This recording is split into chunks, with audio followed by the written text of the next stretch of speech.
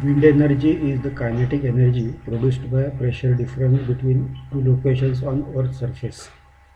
This phenomena is primarily initiated by temperature difference between two locations. This temperature difference is due to sunlight in day and cooling of atmospheric air in night period. This phenomena of airflow is at different rates for various altitudes of ground surfaces. Natural ground surfaces are mainly divided into onshore, offshore, hilly land and plateau. Mountains also influence the pattern of wind flowing through them over the year. Basically, wind flow rate on hourly basis or even 10-minute basis is important data for deciding a location suitable for wind tower. The pattern of wind over the complete year is repetitive with comparatively small changes. When location of wind power plant is selected, at least 10 to thousands of towers must be estimated to be erected per plant. Another option to erect wind turbine tower is on offshore in sea water. The maintenance and construction cost of offshore water is larger in comparison with land-based tower, but location dispute is minimum for speedy implementation of project. Kinetic energy of any body with m as its mass and v as its velocity is calculated using the formula 1/2 mv square. Further, mass m may be replaced by a product of volume and density of air rho.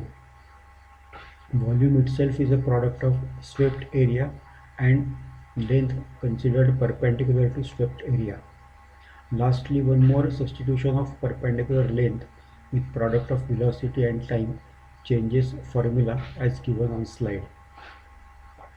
The formula reads as E is equal to 1/2 A into rho into T into V cube.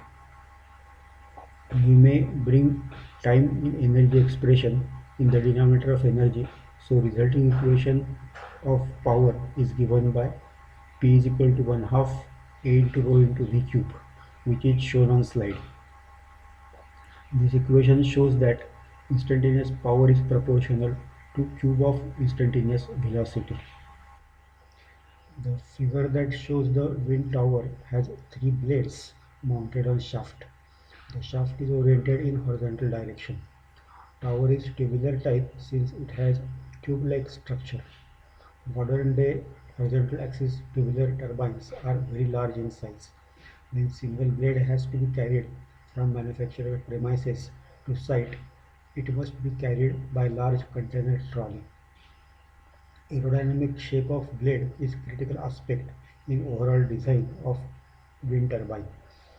Velocity vector that is incident on blade surface when resolved into tangential and normal component, blade resists the wind flow to convert kinetic energy into useful torque.